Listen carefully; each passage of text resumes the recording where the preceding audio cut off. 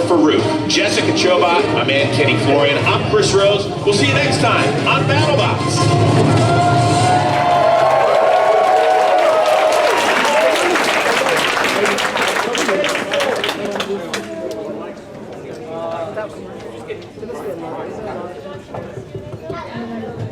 Chest, the blue, house, weak, sponge, yeah. Are we audible? That's what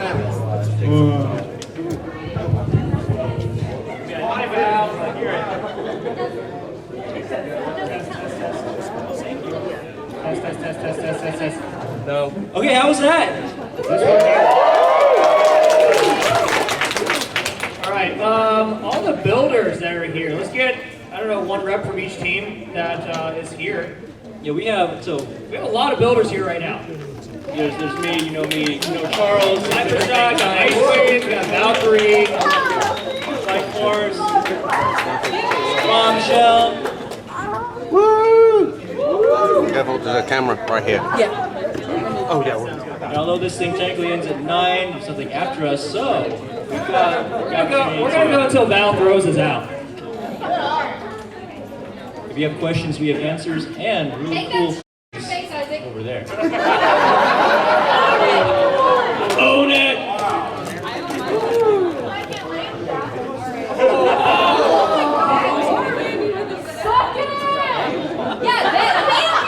We're not a 18 plus panel just yet. If we run late enough, we will become that. So do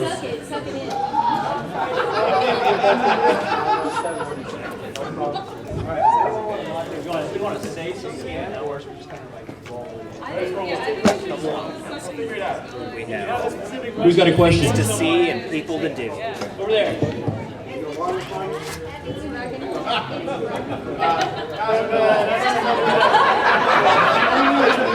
From season 1, it's 38 pounds, 40 pounds, so it's pretty heavy. It's easy to carry, but it's very annoying to lift in the air. I was about to say, that was a great trick question, and I'm glad we had Paul here, because otherwise we'd all just be like, I mean, they do have a fake version, don't they? So what, Parks, you're right here. So the robot that you made was carrying the nut. Is that a full weighted nut? It was all machined out, so it's like a half-inch thickness all the way around. Hi folks. I made the robotic hand that held the nut in season 1. Marks and Trophy, ladies and gentlemen! And full disclosure, the giant nut that robot held was machined out on the inside, so it only weighed about 25 pounds. Not fully. And the nuts from the original series in the 2000s were a little bit smaller than the new ones.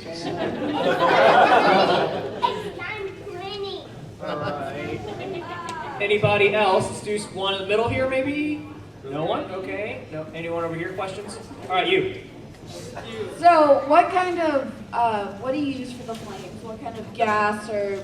Yeah, what makes it green? Yeah. What makes it green? What makes it green? Everybody wants to know. I want your secret sauce. I'd like to hand my mic over to my teammate over there, Lucy Du, who's one of our drill masters and a female engineer. She's awesome. Hi. So.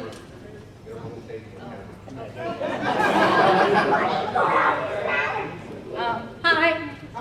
So the green is actually copper sulfate. There's a couple different ways that you can color fire, and they actually sell those like little campfire things you can throw in for kids. But we actually just bought a big bag of blue powder copper sulfate off Amazon. and then we sprayed it continuously into our fire, and it took a lot of research to actually get it to work reliably, but we got it to work. So, how much fuel can it hold? Like, how long can the flame go for? Time-wise? It can definitely go for at least the full 3 minutes. I think it took us maybe 4 or 5 minutes to burn out the whole propane tank. It's one of those green camping ones, the Pullman ones. Yeah. All right. Questions? Anybody else? You guys are quiet over here. All right. Yes. Thank you, Andrew, for doing roving questions. What's a CrewBot for? Well, you were mentioning that that propane tank was like a Coleman tank. How much of the stuff do you do that's kind of off the shelf and you're just using it for different purposes, and how much do you custom make, percentage-wise? That's a good question for everybody. That's That's a good question for like everybody. Yeah. No, anybody can answer it, yeah. The answer is more than you would expect. We're all lazy and we don't want to do much work. So. Good? Hey, speak for yourself, man. Andrew, can you grab the roving mic? Yeah. Let's get that one. That'll be easier. I can always turn this one on as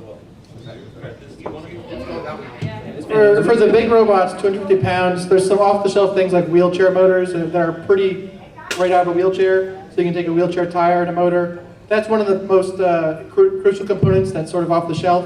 Otherwise, most other things are off-the-shelf modified. So we're taking industrial components and some high-end RC car parts, basically. Maybe they're really big remote control airplanes or cars, and then usually battle hardening them so they can handle combat. I just do the art.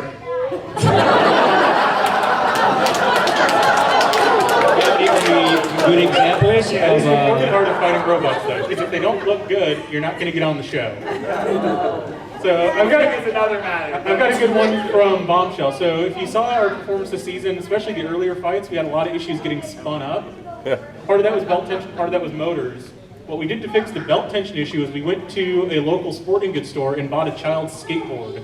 And then we hacked apart the plastic trucks on the skateboard into an improvised belt tensioner that lasted the entire rest of the tournament with absolutely no damage. Most of IceWave is custom, but the engine from it is actually from a concrete saw. So you can go buy the saw at a construction equipment place, and it's like a $1,200 saw that we completely just destroyed and cut the engine out of to get that piece out and just bolt it on top of IceWave. That's basically all it is. Valkyrie uses a boat motor for the undercutter, Lynch motors. Yeah, we actually half of our fights are with one that was literally pulled out of a lake.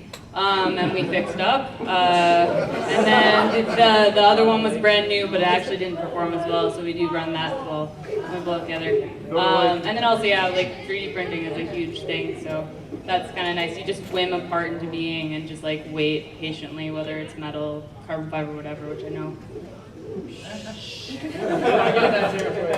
Okay.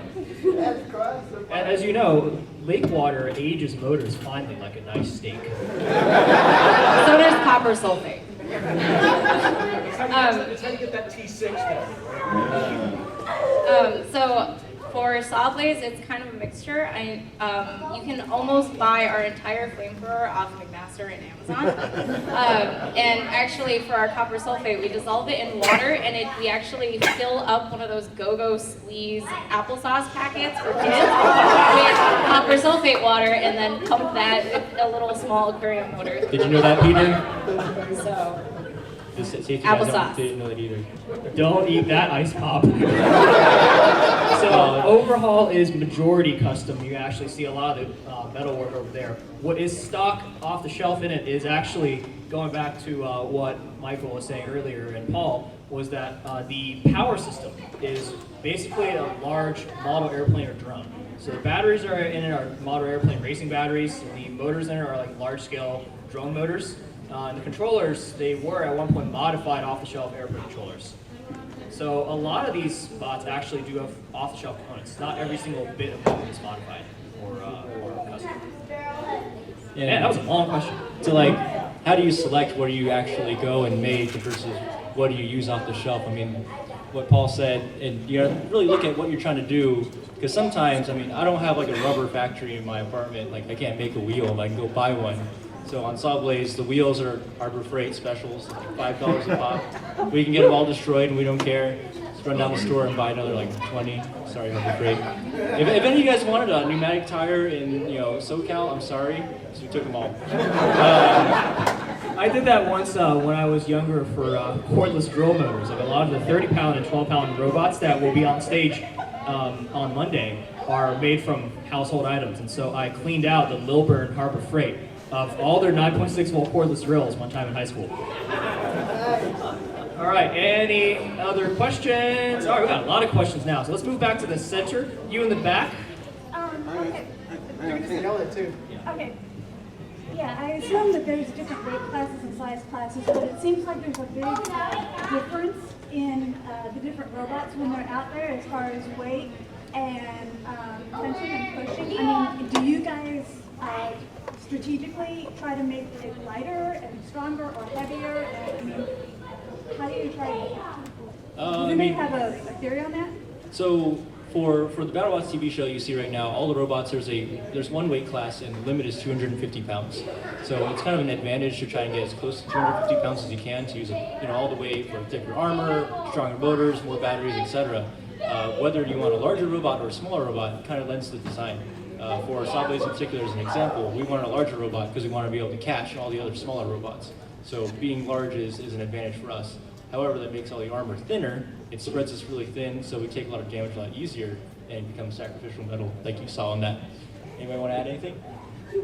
Well, I'll quickly say for Valkyrie, we actually made a lot of custom armor, like we switch out a lot, and we had some super rugged tank steel plates for the front, and we didn't hold what we expected our weight to be for a lot of our weapon assembly, and so we ended up having to sacrifice that and just like hope and pray that we went, like whatever we set up would work against whoever we were against in whatever match.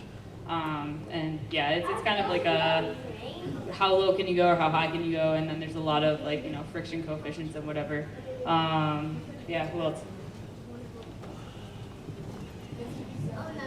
So one thing you don't see a whole lot in the show, but it's happening behind the scenes, is that people are swapping out parts of their robot. So for example, Hypershock, we had a couple different top plates, one made of aluminum and one made of steel. And so if we were fighting a Hammerbot, we would put the steel plate on. But if you're fighting a robot that's a vertical spinner, you would put the top aluminum plate on.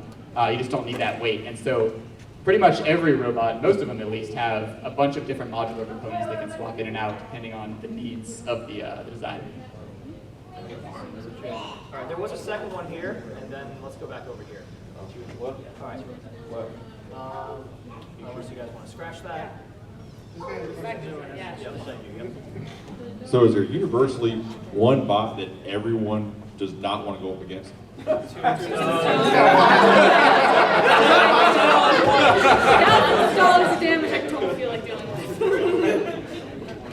Have you ever played Demolition Derby with a brand new car? That's what basically this sport is all about. And you literally built yourself. Yeah. What's also frustrating about Tombstone, and I think I speak for a lot of people here, and I think it was Terry from Waihachi told me one time, he's like, I could bring the parts to build Tombstone in my truck and build it on the parking lot in about 30 minutes. Just weld up some steel tubing and bolt the motor in there, a giant chunk of steel and spin it. And that's what's so frustrating, I think, to everybody is we've all put in tons and tons of time, and Ray has had the same robot for like 20 years, and he's refined it over the time, so that's why it's obviously really good. Many props to Ray. But, the whole reason why Tombstone is as effective as it is because it is a design that has had every single bug pounded out of it over literally 100 events. Like the wire that is like this long, he found out it's a little too tight, and sometimes the frame would stretch an inch and it would break the wire. He makes the wire an inch longer. The robot does well. And it's like he's done every single little bit of like itty bitty, long neckbeard style tuning on this bot over so long. That's why it works. A good example is like I was pitted next to him in the previous season, and I was just looking at the ridiculous things he does. He's got a ton of batteries in the back of Tombstone, and they're all on ring terminals, like the kind you buy at Home Depot with like the screws in a big block. And they were all screwed together, and to charge each battery, you have to unscrew them, and you get these loose terminals shorting out all over the place. And I'm like, dude, this is dangerous. I don't want to be pitted next to you, first of all. And then second of all, how do you deal with this? And he's looking at me like, you're really going to tell me how to build a robot? And I'm like, okay, fair. All right. Say that again for the camera in season 4. Camera's on together. Next. All right, you have had your hand up for a while. Let's get you. Who was the bad guy from Tron? No, I'm kidding. As somebody I've only gone as far as ant weight so far, but how do you I know you can like CAD parts out and send it to companies like Big Blue Saw, but if you wanted to get proficient, like metalworking, like welding, things like that, where's a good resource to start? Where's a way to get your feet wet? YouTube. Yeah, YouTube videos. Teach yourself how to weld on YouTube. The other thing I'd really suggest you look for is if there's a makerspace in your area. There may not necessarily be someone who has the particular skill set you're looking for, but there's a really good chance someone there knows someone who can teach you what you want to learn. And at least in the Atlanta area, there's half a dozen makerspaces right about now that have incredibly talented people that are happy to help out on any project, and I suspect you can find that in most major areas. I just handed all my welding to my intern over there.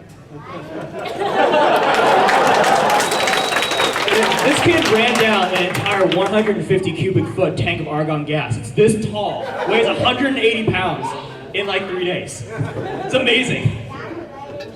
Every weld and overhaul is his fault. Wait, the weld's never broke. That's why they held this year, Charles? I know, that was your stuff. It's right.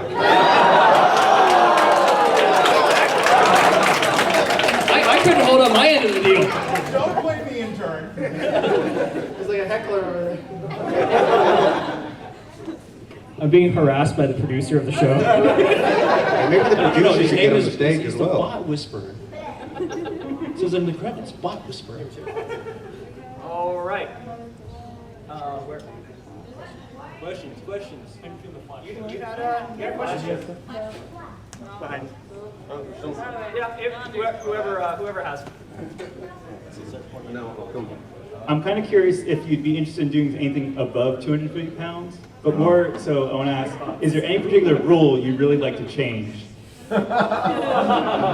Oh boy, do we all have very loud opinions. There used to be a weight class that was called super heavyweight, and it was 340 pounds, and it died on its own because nobody can lift that much. Like, it's just even the 250 pound robots are a real pain. I mean, I can't do it by myself. Nobody can do it by themselves. So if you just have a night off and you want to work on the BattleBot, you can't. You got to have a whole crew there to just lift it up onto the table.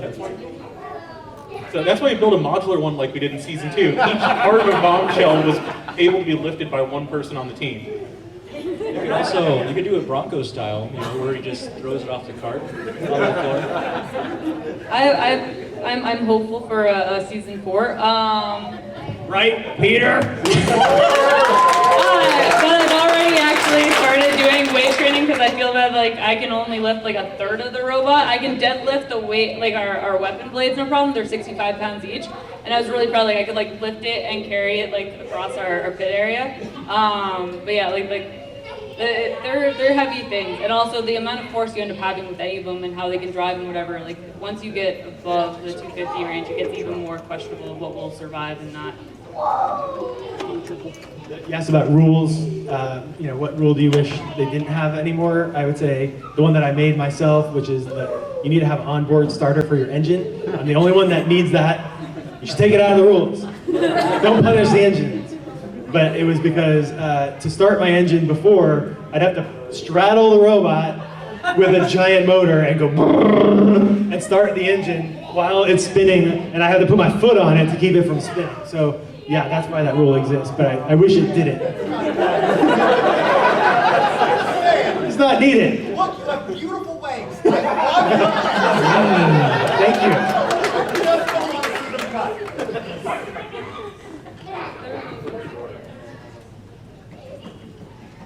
Sorry, with the robot, was the Scorpion sort of a model for your design?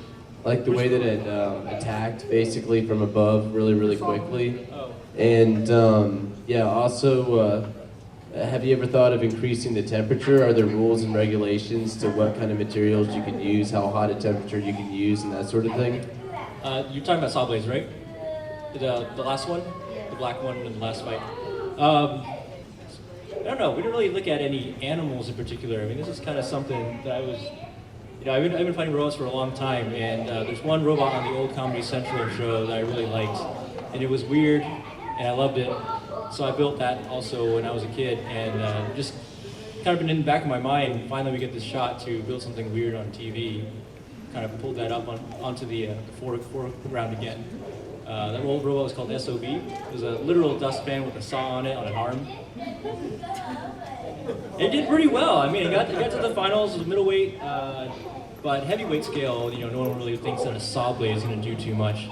So bring it back, see how we can improve it, work on it for many years, and well, I think we've done a little bit better than what people expected. So I think we're pretty happy with that. Now, with regards to the flamethrower, can make it hotter. Tried to make it as hot as we can reasonably. It's already pretty hot. We're estimating maybe by the color of steel, maybe like 350 C. It's pretty hot. You could temper, you could lose steel, makes it weaker. Certainly, when we add the green in there, just because of how the green is dissolved in liquid, it probably makes it a little cooler. But with rules for flames, you can't add oxidizers. Is that right? Yeah. No big explodey things. Dangerous. So anything you can get out of the arena air is a pretty fair game, I think. Is that right? Yeah. Well, if you can Venturian, that's all fun. Oh yeah, if you want to entrain more air, like a turbo. Yeah, the actually the funny thing is Complete Control last season.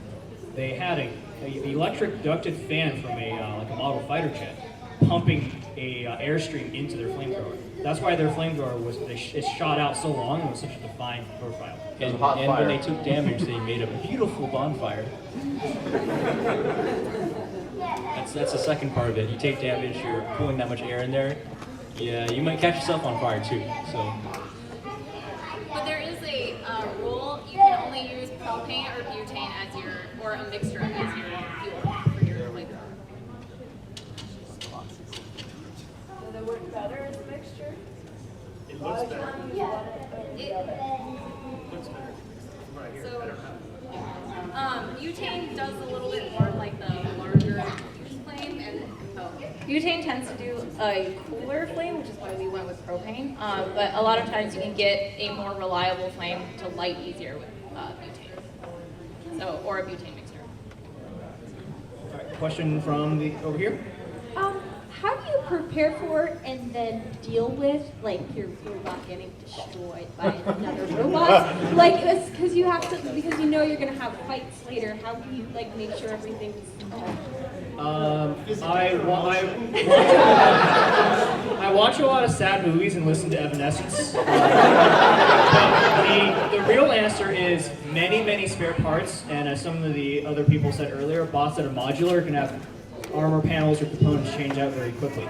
The reason these things get very expensive is because you're not building one robot, you're really building like 3.5. But on Overhaul was designed to be serviced end to end by 1 or 2 people in around 5 minutes. I can swap one set of drive motors, I can change a wheel, I can lift the entire top of the bot off. All the blue parts are held on by 10 bolts, and 2 people with like those NASCAR like zip guns can remove the entire head in around 30 seconds.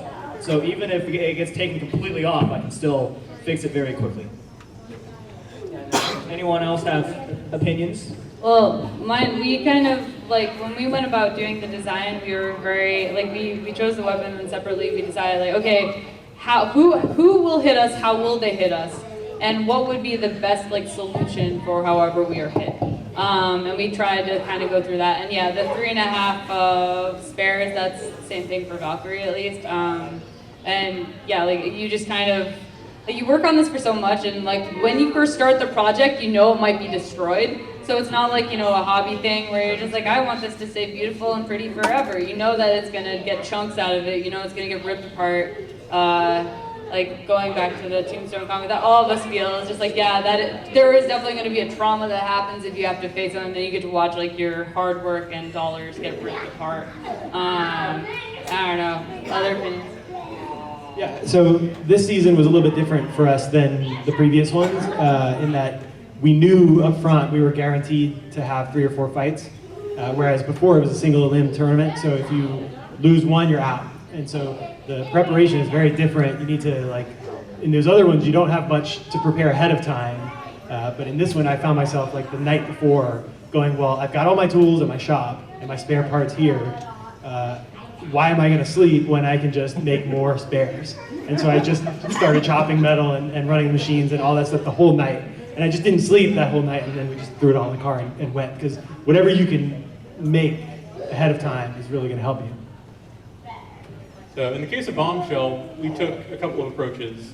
We had about a spare for every individual part on the robot, and then we looked at the robot as a whole and figured out what areas we thought were most likely to get damaged. Basically, as you get to the closer and closer to the center of your robot, you're less likely to need to repair that at the event, because if someone's hitting the middle of your robot, you're already dead, and you're probably not going to be able to fix that anytime soon. So we had some spare frame rails. We had, I think, 3 or 4 spare wedges. And you can see what Paul did to us in one fight over there, where it took this 1/4-inch steel plate and just bent it completely out of whack. So what you do specifically on your robot is going to be down to looking at things like, where do I think it's going to get hit? Is the person driving it good enough to keep someone from hitting where we don't want it to be hit? And then you design your spares plane around that. Sure, so you can build all the spare parts you want, but something that we, Hypershock, and I think everyone finds out, is once you get it to the arena, things don't go as planned necessarily, so you can test the spot as much as you want up against control conditions, but you can't test it up against other bots. And so once you start fighting another robot, you see, oh crap, we didn't develop this specific part good enough. You can have all the spares in the world, but at a certain point, you're going to have to say, well, how do we work around this design flaw that we built into the bot, and how do we try and make that more effective as you go on? So it's really an engineering process that goes on even after the competition is in full swing. The answer is stop building a new robot every year. Yes. Well, pretty though. Wait, you mean you don't have a Tombstone clone in your garage? I thought everyone had one of those. I was gonna say, mentally, I expect that the robot will get destroyed, and everything you see externally is disposable in my mind. So all the expensive components are inside. That's why I try to keep and use year to year after year. Whereas everything you see that's like steel on the outside, it's cheaper, it's easier to actually replace or repair, and I don't care about it as much. So going in, it's not like it's some art project that I've worked on for years that's like my baby that's protected. Instead, it's the expensive bits that I've already raised money for are trying to be protected. Everything outside might get destroyed, who cares? So if it happens to last more than an event, that would be, you've designed something really well, that's amazing. But I don't assume that. I assume it'll just get destroyed, you'll make it better, and reuse the expensive bits. And to prepare for this tournament especially, since we're going to at least have 3 or 4 matches each, many of the teams actually prepared multiple copies of all these outer components like Paul just mentioned. So spare frames, maybe at least 2 spare frames. We had 3 Sawblades. Paul had 2 bike forces-ish. Yeah, something like that. Yep. Shh, don't tell anyone. 2 Broncos, there's a lot of spare robots, and then spare parts, like the front plows that we let Endgame chew on a lot. We have 4 of those. So, not a big deal. So we'll just throw that one out. All right. Back now? Yeah, about how much have you guys invested in each of your... My wife left the room. Wait. My wife left the room. You can answer the question now. Okay.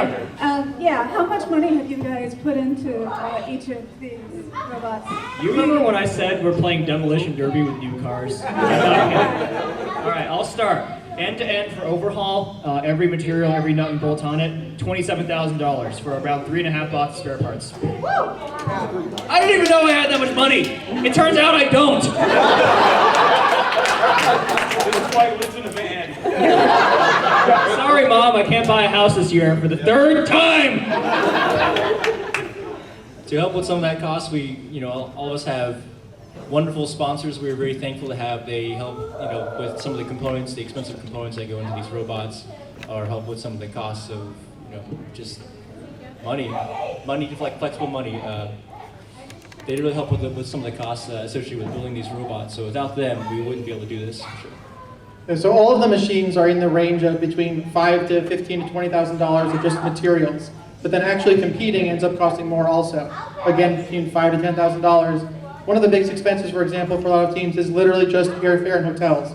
15 days of event, your hotel costs can be huge. Rental cars, things like that. So it really adds up just to compete. For our team, for example, though, I wouldn't do it if I was losing tens of thousands of dollars. So I spend a tremendous amount of time over, say, 6 months trying to get sponsored. So it's like a full-time job of fundraising on a very small scale. So I'm not trying to raise millions of dollars for a startup. I'm raising tens of thousands of dollars, and I don't really do it unless I can raise that money. Other teams are different. They barely get the robot together, so they say, I don't have time to raise money for sponsors. I say the opposite. You shouldn't start buying robot parts and then complain about the cost if you haven't raised the money. But every team is very different. So some will lose $100,000, some will gain $100,000 through partnerships. Will Bales would kill me if I told you how much a robot costs. If you've seen both versions of Bombshell, the Season 2 variant with all the modular weapons probably totaled out to around $25,000, including all the spare parts and things we brought. The one we did for this last season is probably closer to $15,000. But you also have to account for things like airfare. And across the 2 seasons we've done, luckily we've been lucky with some prize money from Season 2 and very generous sponsors, so it's not been nearly all out of pocket, but we spent $60,000 across the 2 seasons we've done. Wow. Yeah, I think one of the biggest things too is like when you get to the event and you start realizing like if you want to keep fighting, which you do because they're giving you an opportunity to be on TV, you're not going to lose that opportunity by not being ready. So you're going to do whatever it takes to get ready. And so I found myself like going on eBay and finding another engine. Like the first match we had, you guys saw Vanquish fight. Like it looked like it was fine. And but we took the robot back to the pits and we found out that our engine had a whole bunch of cracks in it because it was the same engine we were using for the past 3 seasons. So we had to overnight an engine and it's paying exorbitant FedEx fees and finding just whatever you can on eBay and making it work. So a lot of money just goes to spending money at the event. So on the point Mark just hit on, this season at BattleBots, we were doing an entirely new weapon set. We had a brushless motor in there. So we'd gotten in Friday night, Saturday morning. By Monday, we burnt 2 of the 3 weapon motors up that we bought. This is before the first fight even happened. So what we had to do is call up our motor supplier. We were in Long Beach, California. They're luckily based out of San Diego. So I hopped in our rental van and did a 3-hour round trip to go buy $1,000 in weapon motors just to make sure we could get into the box for our first fight. There's this place called McMastercar. And about 1 week into the competition, everyone realizes that they haven't packed enough parts, and they round up all the teams together. There's a big group chat, and they send them to McMastercar, where we spend collectively like $5,000 on screws, nuts, rods. Per day.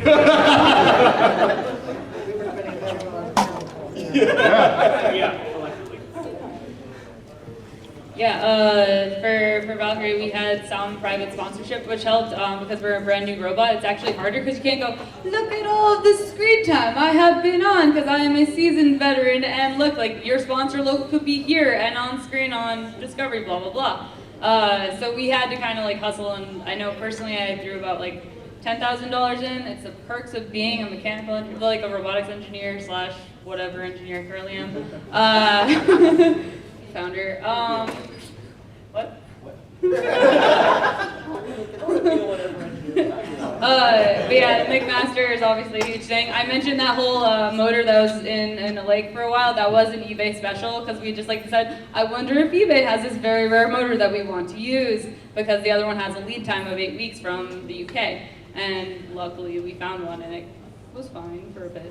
And then we also used a hybrid bus controller for our weapon motor, like vehicle bus, it's not a good idea. It was kind of a crazy harebrained scheme that one of my teammates came up with. And then we decided, this isn't reliable, it doesn't have current limiting, so we went to a go-kart controller, and it was totally fine. But yeah, like everything, it's very expensive to kind of figure out how to be okay with if you're personally paying at least, it's a lot harder to be okay with risk. Go. This is why you should build 1-pounders and 3-pounders. You're listening to people put themselves into financial ruin. Whereas, just for the data point, on Sunday in the Hyatt, there's going to be the mini robot battles. Those robots, a good competitive one, can actually cost $200 to $300. Slightly more tenable number. All right, I think just a few more. Andrew, do you have one queued up, or are we hunting now? All right, I saw you first. So let's do you and then come back to you in blue. Charles, what is that on your hands? Sorry? What's that on your hands? So, plastic things. You mostly can't see it, but I'm actually cosplaying Overhaul. Those, if you look on the bot, it has the little wedge prongs in the front. That's and just then been I have, bothering like, me the little whole panel. buttons in the full pattern, and then I have like the gear with belt buckle and all that good stuff. Where's the saw mark in your head? Let's go find you a chainsaw. We'll make one. There's sprocket booties too. My real question though is, what do you all do outside of BattleBots? I do the same thing. I build robots. I'm a mechanical engineer, and I basically do the exact same thing. Use same components, searching for the same batteries, motors. At work, I'm using some of the same motors other competitors use in their BattleBots, and I work with other BattleBot builders too. I do graphic design and illustration. I knew a lot of the Hypershock guys since we were like little kids playing with Legos, and so we grew up. It just kind of made sense to combine all our skill sets and do this thing. So. I work for the Georgia Tech Research Institute as a research technologist, so I do a lot of mechanical design work, particularly related to antenna systems and all sorts of fun stuff the DoD doesn't want me to talk about. But as far as the rest of the team, we've got everything from artists to engineers to IT to just about everything, really. Because one of the nice things with Robot Combat is there's so much knowledge already out there, you don't need to be an engineer to do it. It certainly helps, but you can go get the knowledge you need to build a fighting robot on the internet, or just going to events like this and actually meeting people that are already doing it, and they're happy to teach you what you need to know to do well. A couple years ago, I started my own company building robots, so it's a common thread here. But yeah, so now I'm sort of managing a company and managing engineers, and we build robots in our office out in California all day. So it's kind of roles have changed a little bit every time, but I still like to build things. Yeah, I now run my own company, kind of doing robots, but more static ones. And yeah, before that I was just an engineer. My teammates are also all hardware engineers. 2 of them work at 3D printer companies that they banter back and forth, and it's adorable. And then the other one just does a lot of other crazy robot projects through MIT. For season 2, Sawblades, we were all MIT grad students together, but since then I worked at, until very recently, NASA JPL as a mechatronics engineer. Now I'm a PhD student back at MIT. Yeah. I'm an R&D engineer at a 3D printer startup in Boston. We do science. Science rules science. I've done all sorts of engineering related things. After I graduated, I was an MIT machine shop instructor for a while. So I taught design and engineering and fab. Then I did freelance product and machine design consulting in Boston for like 2 or 3 years with my buddy. And then one of the projects, very common thread here, turned into a project that we wanted to take into a company full time. So he's CEO, I'm CTO, we're currently co-founders. So I think the message we're really trying to get across, I think, is this is what we are now, but none of us here were at one point engineers when we were introduced to the sport. So I think when you hear words like JPL and whatever getting thrown around, a lot of it's intimidating, but we have to keep in mind that the part of the reason we do this sport is for you guys who think they can't be engineers, but you totally can. Isn't that right? So Charles, yes. You say it's fair to say most of us actually started this as like kids, and doing fighting robots is what led to us becoming engineers. Yeah. What were you doing when you first heard about BattleBots? Yeah, absolutely. What was I doing when I first heard about BattleBots? I was watching South Park like a good 11-year-old. What's it supposed to be? So, yeah, it's being in the sport and being in a very supportive community in the Atlanta area really helped me, and arguably a lot of us had similar circumstances. Like, we saw this, we thought it was cool, we did some research, went online, we started going to events, and lo and behold, we're vaguely competent adults now. All right, you in the blue. You have a mic. What will determine that there will be future BattleBot seasons? And what can we as fans do to help ensure that there are future BattleBot seasons? Now's the time. come back tomorrow at 7 p.m. for a talk about how to prepare to get on BattleBots, and I have a little bit of news to consider adding to that talk. Dragoncon exclusive, you heard it first. Exactly. Hey, let's get one more from the kid with flash. Sure. Yep. Let's finish with you, and then we're good. And if you got more questions, come by the panel tomorrow at 7, and Peter and I will be here, and we'll happily answer questions until they kick us out of the room. Or you can grab us like afterwards as we're attempting to walk out. I'll be heckling Peter and Mike tomorrow. But we're all mostly friendly. This is kind of two questions. Will you guys be at Dragoncon, and what's the most ideal bot to go up against? We are at Dragon. No, I meant tomorrow. The robot fighting at DragonCon, the events are on Sunday and Monday. Micro Battles is 10 a.m. in the International at the Hyatt, and then Big Robot Battles is in the Hyatt Regency, I think Monday starting at 11. So that's the events anyway. And what was your second question? What's the most ideal bot to go up against? Who's gonna be there? Like, who's gonna be? Who's competing? Oh, everybody? I have something. Who's not gonna be in? Raise your hand if you have a robot. Woo! Maybe. He's building it currently.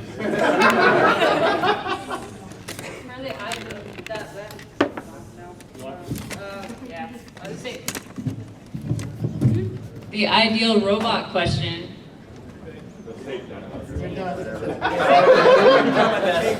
down for that one. No, I was just saying that we get asked that like when we first get to the season, at least this past season, you're supposed to just cite someone you'd want to go against. I think that's probably an easier way to answer that question because every robot you have a different shape. So like Valkyrie, we sit at less than a foot tall, and so I would love to go against my pal Jonathan Schultz, who is huge, because he can sometimes not reach me depending on what he puts on there, and so like for me that would be great because yeah, you can't touch me and I'll just shove you around with UHMW wheels. That sounds fun. But as far as curiosity, top fancy robots, me and one of my teammates, we really wanted to go against Bronco. Because we are such an awkward center of mass robot, we didn't know how they'd be able to do it, and we just wanted to see, because why not?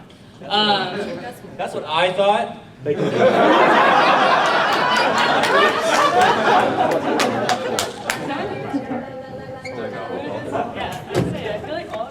Focus.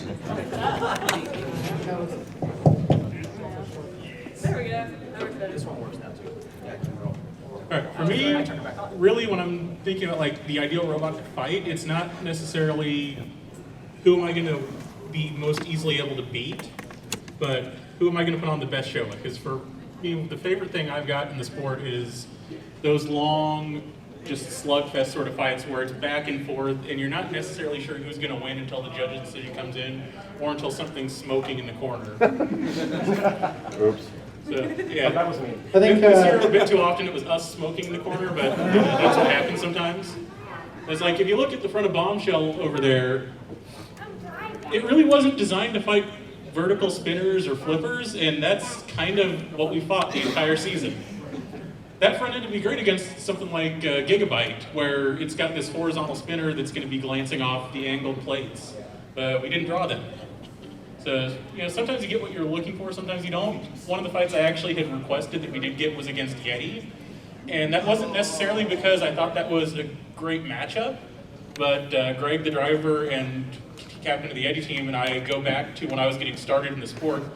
And like I was saying earlier, where if you go and talk to builders and meet them and they'll help you out, Greg was essentially my mentor back when I was the kid in the crowd watching the show, and he helped me get started in the sport. For ideal robots, in my mind, it's the reason I'm in the sport. I like it. Is there is no ideal perfect robot or best BattleBot.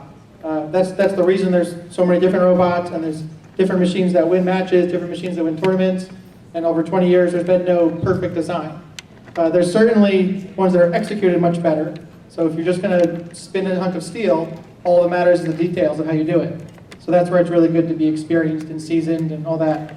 In terms of broad design, though, the way I handle it always is you know all of the worst types of robots that you'll go up against. So you know there will be a Tombstone-like spinner. You know there's going to be some vertical spinners with forks or something in the front. You know there's going to be a powerful drivetrain or a horizontal shell spinner. And so knowing that ahead of time, because you have 20 years of footage you can look at, you have to go and decide how will you face each one so you're not surprised.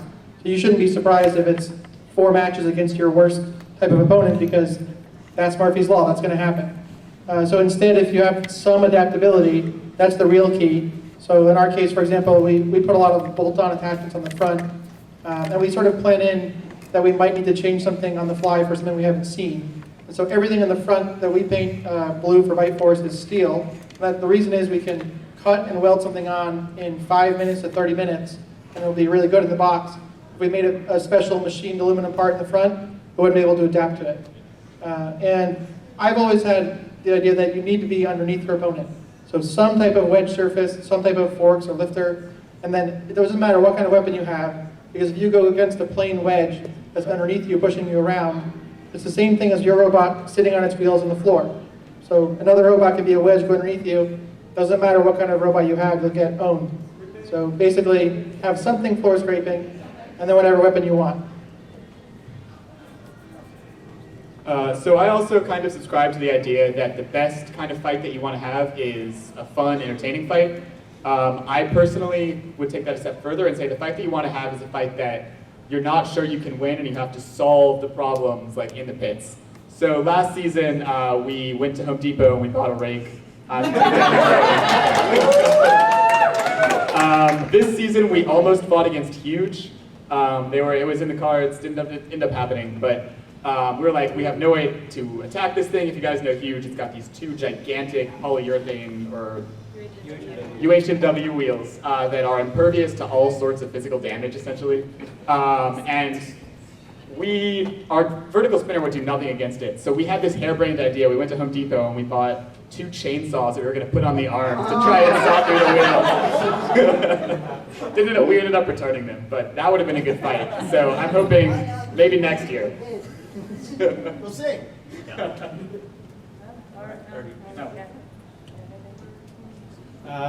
I don't know what you're talking about the ones you gotta put up a fight. I'd much rather just tear somebody in half. I look at a robot like, yeah, I want to fight that guy. I mean, although I will say I didn't look at Vanquish and say, I want to fight him. He's got a big steel wedge on the front, so that's not ideal for Ice Wave, but turned out to be really good. So, like Paul said, it's all in the details. You know, it was really what was behind the wedge that was holding it all together, and that just split in half. So. I think between you fired as welders. Yeah, it was the welding, so it's about the details too. So you got to look at those when you're trying to figure out who's ideal. Got a better return.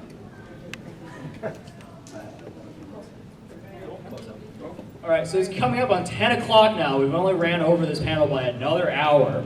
So it is what it is. I think we're gonna just end the official Q&A session. We're still gonna be kind of hanging out over there, so feel free to come by for photos and more questions. And if you do poke overhaul, please don't massage it. It has live steel, like jagged edges on it. Same thing with Bombshell's wedge. Try to avoid touching it.